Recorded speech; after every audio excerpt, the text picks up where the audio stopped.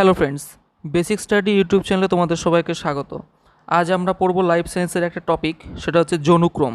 তো চলো শুরু করা যাক।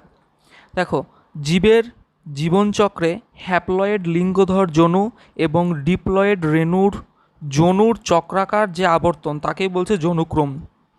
তাহলে যে জীবদেহ আছে, যেমন হচ্ছে মানুষ, সেই মানুষের দেহে বিভিন্ন রকমের যৌন থাকে, যেমন হচ্ছে হ্যাপ্লয়েড এবং হচ্ছে ডিপ্লয়েড। হ্যাপ্লয়েড মানে হচ্ছে এন এবং ডিপ্লয়েড সেটা হচ্ছে 2n। তাহলে জীবনচক্রে যে হ্যাপ্লয়েড লিঙ্গধর যৌন এবং ডিপ্লয়েড রেণুধর যৌনুর যে চক্রাকার আবর্তন, মানে একটার পরে একটা যে হয়ে যাবে, সেটাকে বলছে যৌনক্রম।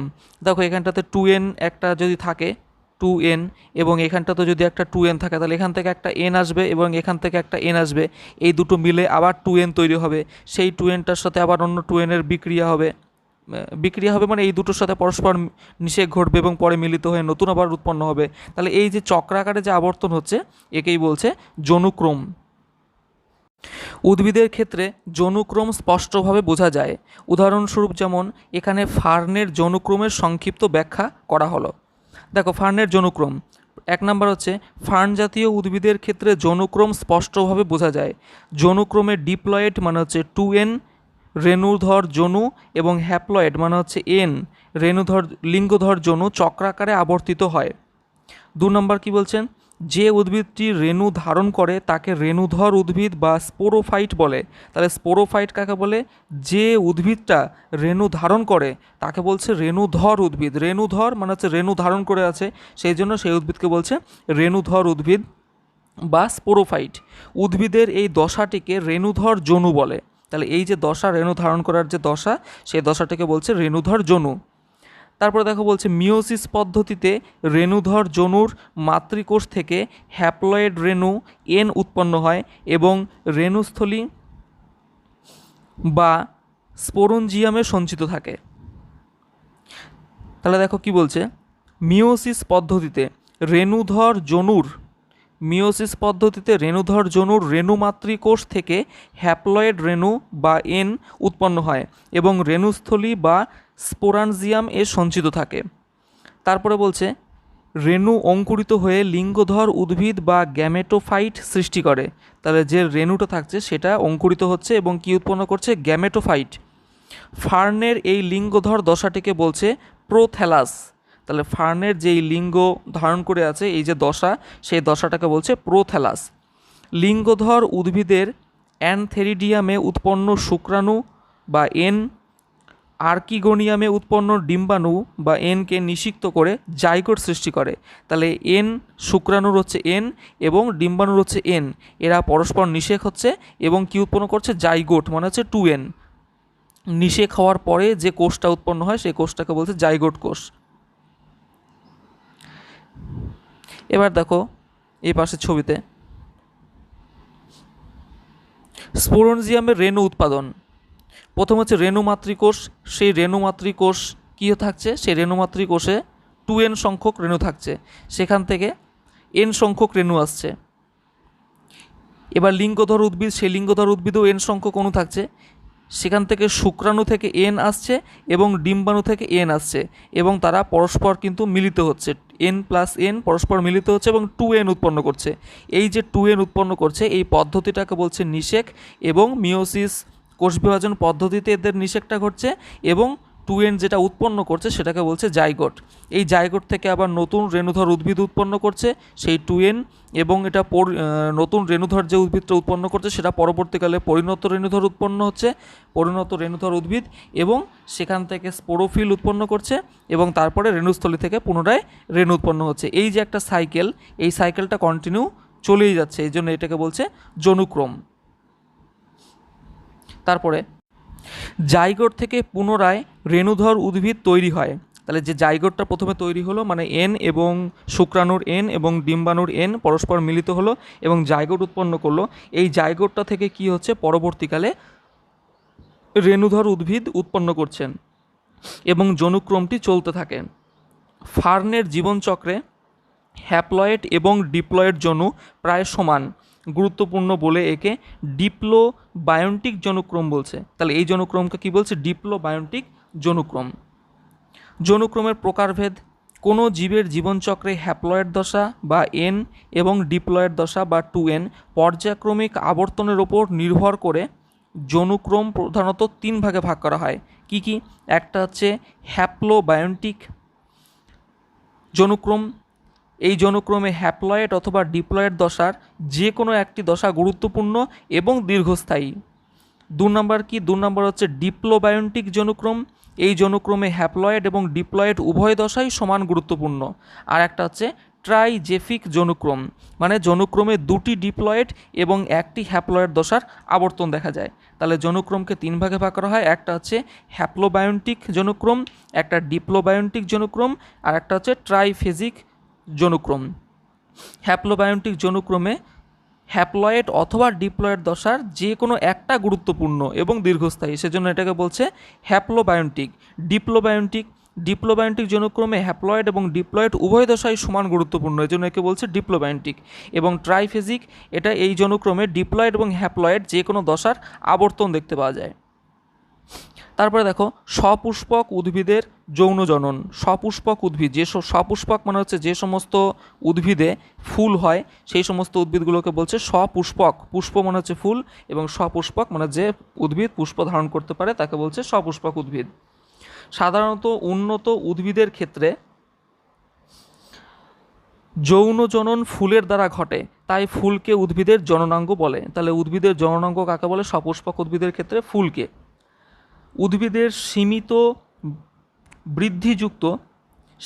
বৃদ্ধিযুক্ত মানে ফুল কিন্তু খুব বেশি পরিমাণে বড় হয় না, খুব কিন্তু সামান্য পরিমাণে বড় হয়, তার নির্দিষ্ট একটা আকার আছে, তার থেকে বড় কিন্তু হয় না, এর জন্য এটাকে বলছে সীমিত বৃদ্ধিযুক্ত। পরিবর্তিত বিটপ অংশ, মানে বিটপ যে অংশটা সেটা পরবর্তীকালে কনভার্ট হয়ে ফুলে পরিণত হয়, এই জন্য এটাকে বলছে পরিবর্তিত বিটপ অংশ, যা যৌন জননের সাহায্যে বংশ বিস্তারে সহায়তা করে তাকে ফুল বলে। এই ফুল থেকে পরবর্তীকালে ফল হয় এবং ফলের মধ্যে বীজ থাকে, সেই বীজ থেকে পরবর্তীকালে কিন্তু নতুন উদ্ভিদ সৃষ্টি হয়, এই জন্য এই ফুল কিন্তু বংশ বিস্তারে সাহায্য করে। ফুলের গঠনগত অংশসমূহ। একটা আদর্শ ফুলের 4টি স্তবক থাকে। স্তবক মানে 4টে অংশ। কি কি? একটা হচ্ছে বৃতি, একটা হচ্ছে দলমণ্ডল, একটা পুংস্তবক, একটা হচ্ছে স্ত্রীস্তবক। এদের মধ্যে বৃতি এবং দলমণ্ডল জননে অংশ নেয় না। এই 4টে স্তবকের মধ্যে বৃতি এবং দলমণ্ডল এরা কিন্তু জননে অংশগ্রহণ করে না। তাহলে অংশগ্রহণ কারা করে? সেটা হচ্ছে পুংস্তবক এবং স্ত্রীস্তবক। আর এই বৃতি এবং দলমণ্ডলকে বলছে সাহায্যকারী স্তবক। এটা এই ফুলটাকে ধরে রাখতে সাহায্য করে এবং জননে সাহায্য করে, সেজন্য একে বলছে সাহায্যকারী স্তবক। এবং পুংস্তবক আর স্ত্রীস্তবক জননে অংশ নেয়, সেই জন্য এদেরকে বলছে জনন স্তবক। ফুলের এই 4টি স্তবক যে সংক্ষিপ্ত স্ফীত অংশের উপরে সজ্জিত থাকে। সংক্ষিপ্ত মানে ছোট, স্ফীত মানে হচ্ছে একটু মোটা, তাকে বলছে পুষ্পাক্ষ। পুষ্পাক্ষ মানে সাধারণ ভাষাতে বলতে গেলে ফুলের যে বোটাটা আমরা যেটা বলি চলতি ভাষাতে, সেই বা বৃন্ত, সেটাকে বলছে পুষ্পাক্ষ। পুষ্প যে অক্ষে ধরে থাকে সেটাকে বলছে পুষ্পাক্ষ। দেখো তারপরে বলছে বৃতি। এটি ফুলের বাইরে পুষ্পাক্ষের সর্বনিম্ন স্থানে সবুজ বর্ণের স্তবক, এটাকে বলছে বৃতি। বৃতির প্রতিটি ছোট পাতার মতন অংশকে বলছে বৃত্তাংশ। বৃত্তাংশ মানে বৃত্তের অংশ, এই জন্যকে বলছে বৃত্তাংশ। অনেক ক্ষেত্রে বৃতির নিচে উপবৃতি থাকে, যেমন হচ্ছে জবা ফুল। বৃতি সালোক সংশ্লেষে সক্ষম, যেহেতু সবুজ হয় এর জন্য এদের কোষের মধ্যে ক্লোরোফিল থাকে, সেই জন্য এটা কিন্তু সালোক সংশ্লেষ করতে পারে। ভিতরের স্তবকগুলিকে রক্ষা করে এবং কিছু ক্ষেত্রে রঙিন ও আকর্ষণীয় হওয়ায় পতঙ্গদের আকৃষ্ট করে পরাগযোগে সাহায্য করে। তাহলে বৃতি, এই যে পাশে যে জবা ফুলটা দেখা যাচ্ছে, এই জবা ফুলের এই অংশটা কিন্তু হচ্ছে বৃতি, মানে হচ্ছে এই যে বোটাটা আছে, বোটার উপরের অংশটা কিন্তু বৃতি। এই বৃতি কিন্তু ফুলটাকে ধরে রাখছে, এবং ফুলের যে শেষ অংশ সেটাকে বলছে পুষ্পাক্ষ। তারপরে দেখো বলছে দলমণ্ডল। দলমণ্ডল কোনটা? বৃতির ভেতরে অবস্থিত ফুলের বর্ণময় দ্বিতীয় স্তবকটি হলো দলমণ্ডল। তাহলে প্রথম স্তবক হচ্ছে বৃতি এবং দ্বিতীয় স্তবক হচ্ছে দলমণ্ডল। দলমণ্ডলের পৃথক অংশগুলি হলো দলাংশ বা পাপড়ি। এই দলমণ্ডল, এই যে জবা ফুল যদি দেখা হয় তাহলে দলমণ্ডলের এই 5টা অংশ থাকে, এই 5টা পাপড়ি থাকে, এই প্রত্যেকটা পাপড়িকে বলছে দলাংশ এবং সব অংশটা নিয়ে বলছে একে দলমণ্ডল। তার মানে জবা ফুলের যে লাল অংশটা সেই অংশটাকে বলছে দলমণ্ডল। এগুলি কি করে? সুগন্ধযুক্ত এবং বর্ণময় হওয়ায় পতঙ্গকে আকৃষ্ট করে পরাগযোগে সাহায্য করে এবং পুং এবং স্ত্রীস্তবককে সুরক্ষা প্রদান করে। দেখো এই দলমণ্ডলটা কিন্তু এর ভেতরের যে অংশগুলো আছে সেই অংশগুলোকে রক্ষা করছে, সেই জন্য এটার কাজ হচ্ছে পুং এবং স্ত্রীস্তবককে সুরক্ষা প্রদান করা। এবং যেহেতু এর বিভিন্ন রকমের রং হয়, জবা ফুলেরও যদি দেখি তাহলে বিভিন্ন কালার হয় এবং অন্যান্য ফুলের তো অন্যান্য কালার হয়, সেই সমস্ত কালারফুল হওয়ার জন্য বা বর্ণময় হওয়ার জন্য এরা কিন্তু পতঙ্গকে আকৃষ্ট করে, সেই জন্য পতঙ্গগুলো কিন্তু এর উপরে এসে বসে এবং এর ফলে তাদের পরাগযোগ হয়। তারপরে দেখো বলছে পুংস্তবক। দলমণ্ডলের ভেতরে অবস্থিত পরাগরেণু সৃষ্টিকারী ফুলের তৃতীয় স্তবকটি হচ্ছে পুংস্তবক বা পুংকেশর চক্র। পুংস্তবকের প্রতিটি অংশকে বলছে পুংকেশর।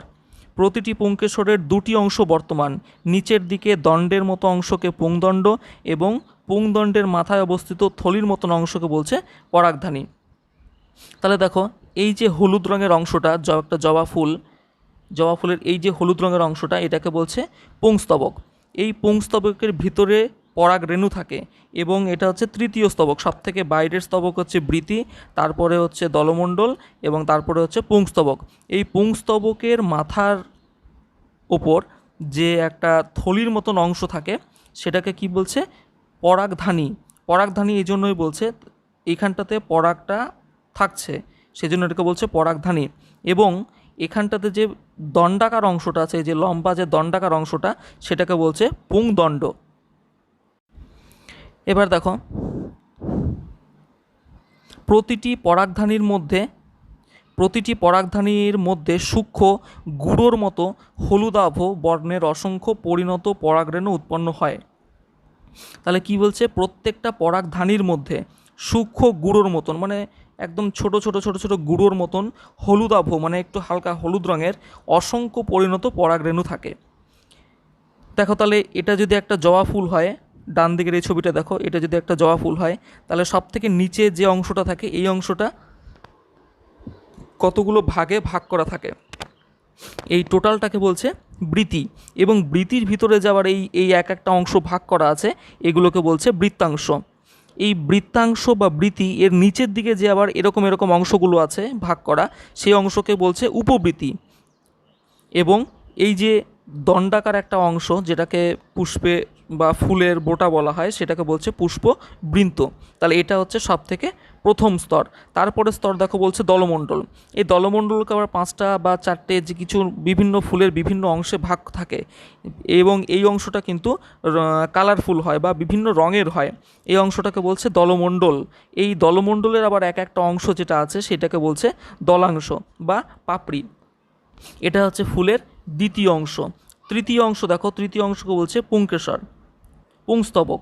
এই পুংস্তবকটা হচ্ছে একদম ওপরের অংশ এবং এই যে দণ্ডাকার অংশ এটাকে বলছে পুংদণ্ড এবং পুংদণ্ডের উপরে যেটা বৃক্কাকার একটা থাকে এটাকে বলছে পরাগধানী। তারপরে দেখো এবার গর্ভকেশর পড়ব আমরা। দেখো স্ত্রীস্তবক। ফুলের পুংস্তবকের ভেতরের দিকে অবস্থিত ডিম্বাণু উৎপাদনকারী ফুলের চতুর্থ স্তবককে স্ত্রীস্তবক বা গর্ভকেশর চক্র বলে। তাহলে স্ত্রীস্তবকটা হচ্ছে গর্ভকেশর চক্র এবং পুংস্তবক যেটা আছে সেটাকে বলছে পুংকেশর চক্র। এই পুংকেশর চক্র, এই গর্ভকেশর চক্র, এটা হচ্ছে সবথেকে ভেতরের অংশ এবং এটাকে বলছে চতুর্থ স্তবক। স্ত্রীস্তবকের প্রতিটি একক অংশকে গর্ভপত্র বা গর্ভকেশর বলে। প্রতিটি গর্ভপত্রের 3টি অংশ থাকে।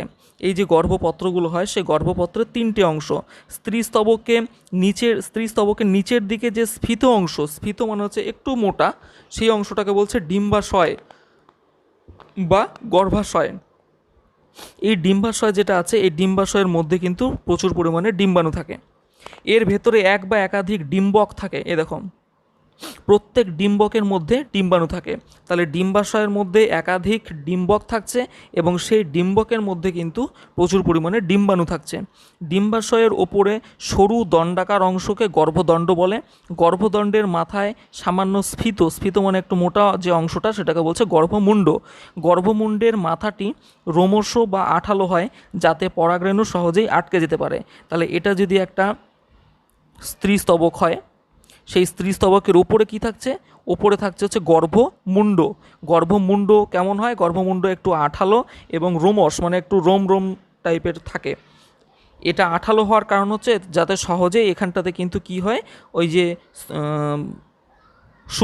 শুক্রাণু থাকে বা অন্যান্য যে ডিম্বাণুগুলো থাকে, সেই ডিম্বাণুগুলো যাতে এর মধ্যে আটকে যায়,